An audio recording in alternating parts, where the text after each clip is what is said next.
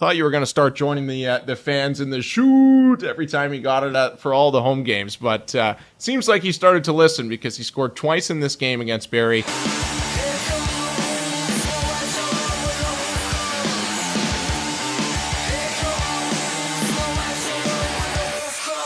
The views and opinions expressed in this podcast are those of the hosts and guests and do not necessarily reflect the official policy, position, or views of SWSC or the Sudbury Wolves Hockey Club. Hello and welcome to the first ever episode of the DenCast. I'm David Bowen. With me is Rick Wyman. We were looking forward to a very fun summer doing the DenCast podcast. We got a lot of good ideas that we want to talk about, some key people that we want to interview, but for today we've got none other than Rick Wyman. You may know him from CTV Northern News. Maybe you know him from making a bad call in a men's league hockey game occasionally, as Rick in his spare time is a referee.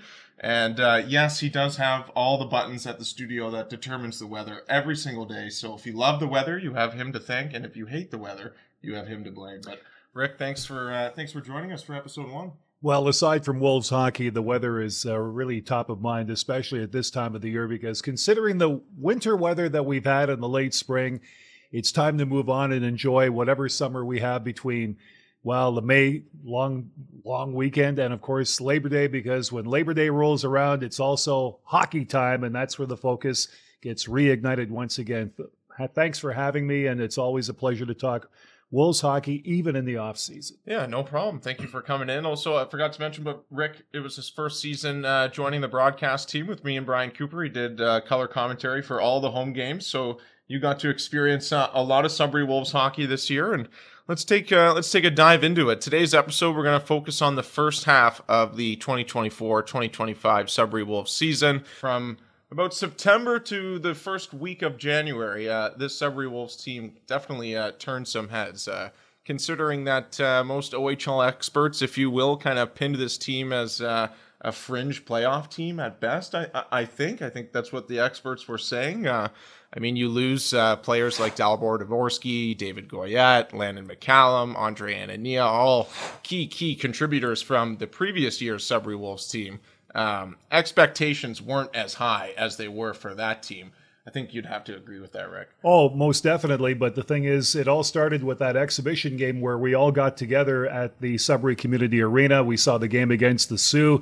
Kind of opened up a few eyes, and we were talking amongst ourselves over the course of the 3 periods, David, and we noticed some spark out on the ice, some of the new kids. And I'm a firm believer that you don't put too much credence into a lineup until you actually see the first regular season game, and that's coming up momentarily. This episode is brought to you by Greater Sports, the ultimate destination for Sudbury sports fans. Whether you're cheering on the Sudbury Wolves, Five, Cyclones, or Spartans, Greater Sports is the place to get your best bold-branded apparel. We had a hint of what we could expect initially because there was a buzz about a new coach in Scott Barrie, adjustments to the coaching staff, but some new blood, replacements, and there was some, well, I guess, restrained optimism, to say the least, because you don't know what you're going to get until you play maybe 5, 6, 8 weeks of the regular season schedule and get a feel for what's on the roster. Yeah, absolutely. Just thinking about that preseason game, one player that comes to mind is Rowan Henderson, rookie, first-year Sudbury Wolf. I know in that preseason game, me, you, and Coop all agreed that he kind of stood out in that particular game. He ends up making the team, and it was a young Wolves team. I mean, thinking of all the rookies that made the roster, and thinking of, obviously, first-round pick Luca Blonda, you've got Ethan Dean, Tajon Street was a free agent signing. We're talking about Rowan Henderson as well, Blake Clayton, Henry Doucette, the list goes on and on. It was a very young team. And going into, their first regular season game, they were already facing a little bit of adversity as their top player, at least their top offensive player in Quinton Musty, went to San Jose Sharks camp, did not return to Sudbury right away, though. He did not make the San Jose Sharks. He wasn't eligible to be sent to the American Hockey League team, so he gets kind of caught in that spot where he has to come back to junior. There's no other option. But at least at the beginning, he did not come back to Sudbury right away. There were some rumors that he demanded a trade out of Sudbury. And I think that kind of the Quinton Musty story kind of took over the first month of the OHL season. And obviously for people in Sudbury, every game in the first month, people were coming up to me and you asking if we knew what was going on and when would Quentin Musty come back. And of course, me and you didn't know anything. But what do you remember from that first month of the year where Musty wasn't around? Well, it was interesting because people who have told me, who have been to San Jose, by the way, it's a beautiful spot. I've never been there, but it's on the bucket list. And they've told me once you're there and you're playing hockey, why would you ever come back? And I think Quentin was probably more disappointed than anything else. He needed some development. Okay, so you come back to Sudbury, and there was a lot of talk that he didn't want to come back. And his agent got involved and what have you. And I guess there was talk with general manager Rob Papineau, and things took a while to get ironed out, as we'll discuss coming up a little bit later on. But you take away 30, 35, 40 goals, at least that kind of potential, and you're Scott Barney thinking, how do I begin to replace that? Thus, the game plan went into effect, play with what you've got. And the roster at that time, heading into opening night against Barrie, started the building process. And again, we'll talk about some of the games that did take place, but it was a learning curve for a very young team. And as we saw some of that development by at least January, it paid off. So it was a rather interesting first half, one that we really managed to get a kick out of, because week after week, night after night on the road or at home, we had a chance to see these guys develop and play cohesively, and they did that, and their record by January certainly was indicative of that.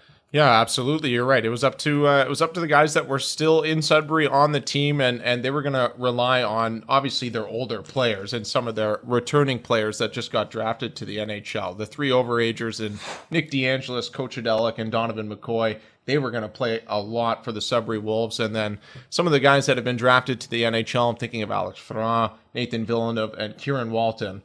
Scott Barney was going to have to lean on that nucleus, especially without Quentin Musty in the lineup. Let's move into the home opener against the Barrie Colts. Your first game on the DenCast with Brian Cooper. And the Barrie Colts... don't know if we looked at the schedule at the beginning. Don't know if I was aware, but the Wolves and Colts were about to play each other, it seemed like 30 times from September to January. But the first game for the Sudbury Wolves, home opener, Barrie Colts, they lost that game by a score of 3-1. This was a Barrie Colts team that was touted by the so-called OHL experts to make a playoff push, to be a team that was in it towards the end of the season. What do you remember from that home opener? They lost 3-1. Nate Kronchuk started in goal. What do you remember from it? Tight game, a game perhaps that maybe the Wolves' inexperience showed just a little bit in that game, a game that maybe they possibly could have won, didn't win, but again, they learned from that, and Barrie just a bit better. And as we talked about time and time again, whoever makes this schedule in the OHL, by the way, should have second thoughts about scheduling all these rivals. And I look at North Bay, Barrie, and Sault Ste. Marie, too close together, too early in the season. These are the teams that you want to see in the second half of the season as well. But be that as it may, we saw a lot of Barrie early.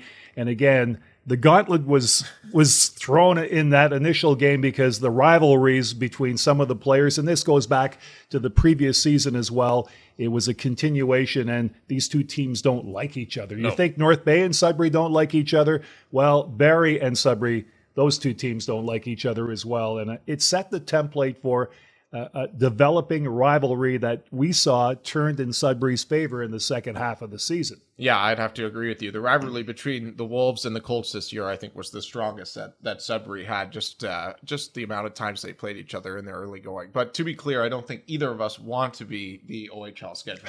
That seems like a very tedious and difficult process. So we're going to complain about it, but we don't want to be the schedule maker. This episode is brought to you by Greater Sports, your go-to for corporate and team apparel. Spring/summer bookings are open now. Whether you're outfitting your school league, your business, or your rec league, Greater Sports will match your vision. Sudbury fans shop at Greater Sports, so visit Greater Sports today. Let's move into game number 2. It was a road game in the Soo.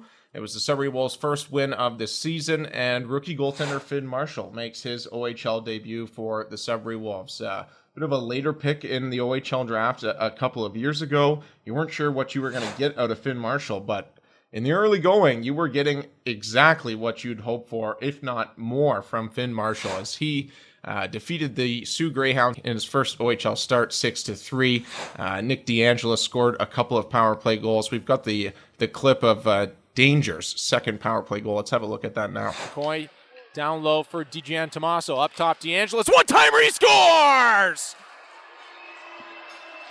Danger strikes again on the power play, and this game is tied at 3. So the Wolves were able to pick up a 6-3 win. They put 6 goals past Charlie Schenkel. That's a name to kind of remember as we go along in the Sudbury Wolves OHL season. But a big win for the Wolves, 21 saves for Finn Marshall, and Scott Barney's on the board as well. First win in the OHL as a head coach. Now, the Sioux wasn't the greatest team this year, but that's another rivalry team that you always want to beat. You don't want to lose to the Sioux or North Bay, so a good win for the Wolves there. And Charlie Schenkel in the previous season owned Sudbury countless times in allowing the Sioux Greyhounds to beat the Wolves at the time. So, number one, they beat their nemesis. That was almost, I wouldn't want to say a coming-of-age game, but a statement game for the Wolves. Game number 2, Marshall, we got a hint of what we possibly could expect over the course of the regular season. Okay, this guy can stop a couple of pucks. We got some goal scoring as well. Yep. And the thing is, maybe with the Sioux, here's a team that, maybe owned us in the past, but you know what? We're the new guys on the block, and we took it to them that night. It's what happened, and I think that was really an exclamation point for the Sudbury Wolves in terms of getting that big win. And, the Sioux's always dangerous. There's a nice rivalry there, but anytime you can beat a rival in the North, that Highway 17 rivalry, North Bay or the Sioux, you take the win. Absolutely. Luckily, by this time, late September, there wasn't 6 feet of snow on the ground in the Sioux by this point either, so that was kind of nice. But it was coming. It's coming. Yes. Okay, let's move on. About a week and a half, we get to October 10th, and Finn Marshall's starting to pick up or get on a bit of a roll as he wins his first OHL start. Then he plays the Peterborough Petes in Peterborough. This was the first time Scott Barney was coaching in Peterborough after obviously being a player for the Peterborough Petes in his junior career. And Finn Marshall with an outstanding performance. The Wolves won that game by a score of 1-0. And all of a sudden, I think at the beginning of the year, you automatically gave the starting goaltender job to Nate Krawchuk, the older goalie with more experience. But this rookie Finn Marshall was certainly making a case, and we've got the image of Finn Marshall's first 5 starts. 5-0, a goals against average under 1.5, a save percentage over 950. You'll take that as a goalie. I don't think I ever saw numbers like that. So an incredible start for Marshall, and now you got a bit of a goaltending battle between Marshall and Krawchuk, and if I'm Scott Barney, that wasn't a bad thing at all to have both your goalies kind of pushing each other early on. Well, you know that for yourself from your previous experience playing junior hockey, and again, it's always good in most cases, unless you have a dominant number 1 goaltender. If you have guys that they may be equal or on par with each other, but that push, as you just said, because no one wants to sit on the bench. I sat on the bench an awful lot as a goaltender.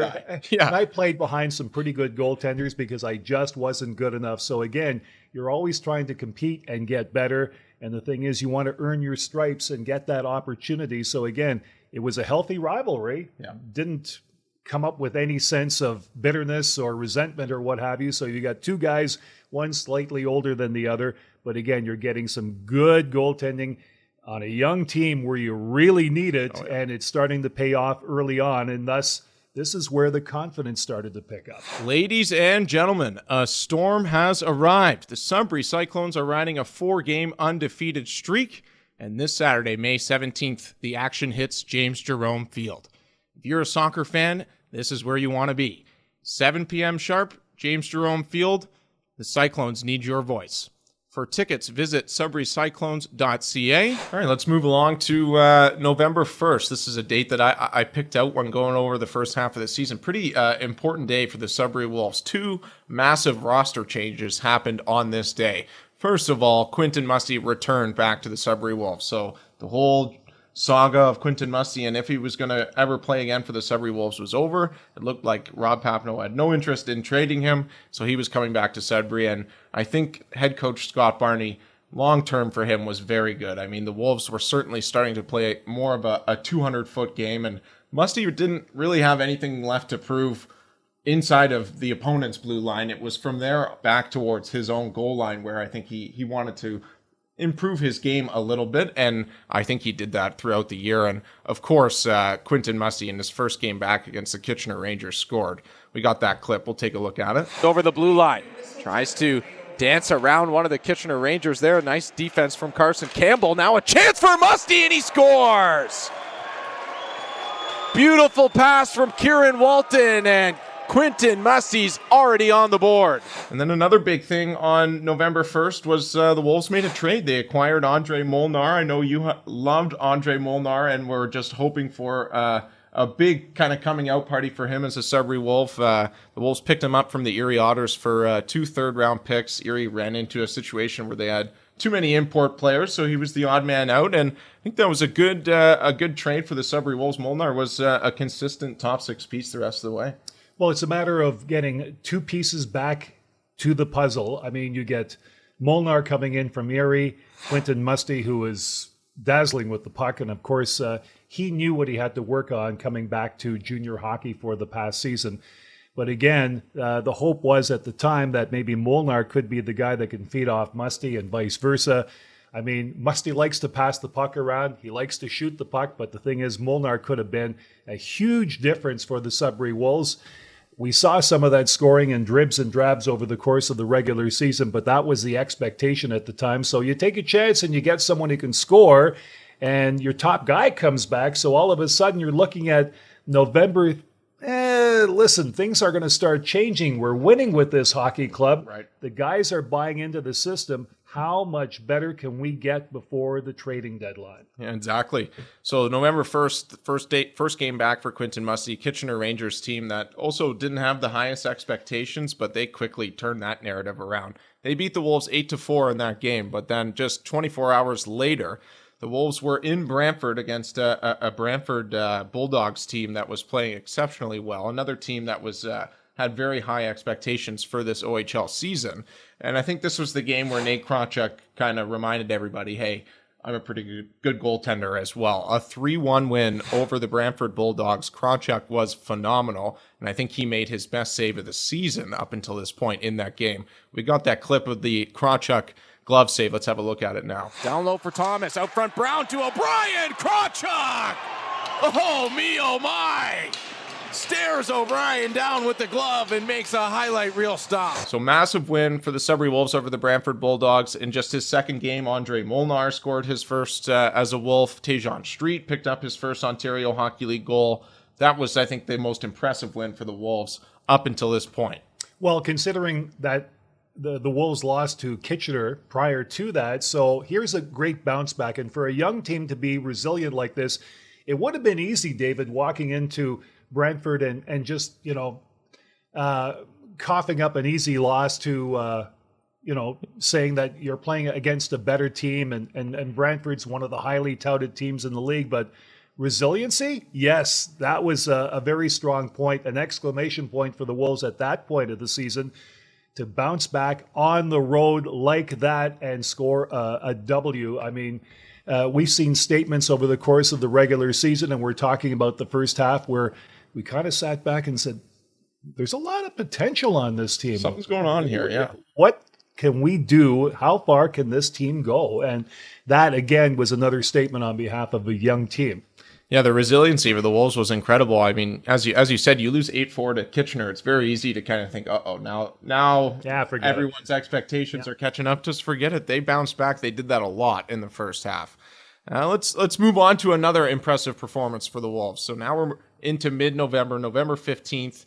A Western Conference juggernaut in the Windsor Spitfires came to town at the Sudbury Community Arena. This was a Windsor Spitfire team that was 13-4-1 at this point. They were first in the Western Conference. And, if you were a casual fan, you'd be saying, okay, this should be an easy Windsor Spitfire win. Couldn't be more wrong. It was definitely the best performance the Sudbury Wolves had up until this point. A 9-3 win for the Sudbury Wolves. Quentin Musty picked up 6 points in this game, 2 goals and 4 assists. We've got his second goal of the game to show you here. A beautiful breakaway goal to make it 9-3. Now Musty's got some room. Breakaway. Musty, 5-hole. Scores. So a massive win for the Sudbury Wolves over the Windsor Spitfires. Me and you were there to call that game, and I remember kind of looking at you after the game and saying, "What was that? That was an impressive win for the Wolves." I didn't see it coming. I'm the first to admit. I thought maybe the over/under, David, would have been around 10, maybe in Windsor's favor. Yep. Maybe an 8-2 Windsor win, 7-3. Call it what you will, but very, very impressive. I'm thinking, okay, Windsor's one of the better teams in the West. What are they going to do against London?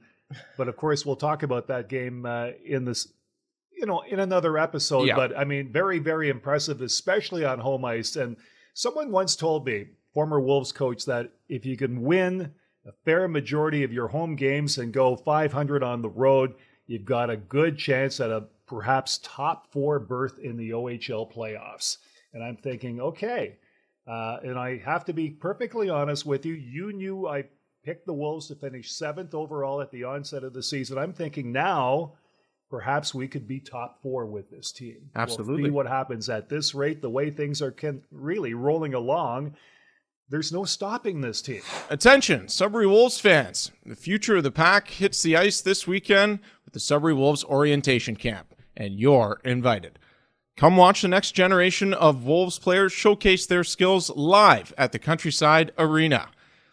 For full camp scheduling and details, visit SudburyWolves.com. Shout out to the fans. I love the "We Want 10" chant. We get that very rarely at the Sudbury Community Arena, but when we do, it's pretty good. So shout out to you guys that were at that game. There was another game later on in the year where the Wolves were able to make that happen for you as well. We'll talk about that game against Kingston in the next episode, but let's fast forward a little further into the first half of the season. We'll turn it into the new year. 2025 comes around Thursday, January 2nd.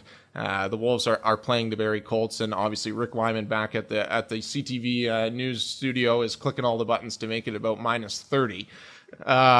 But the Wolves were hot. They were hot. The weather was cold, but the Wolves were hot. They were playing a Barrie Colts team, and by this point, Thursday, January 2nd, 2025, this was the 7th time the Sudbury Wolves and the Barrie Colts played each other already in the OHL season.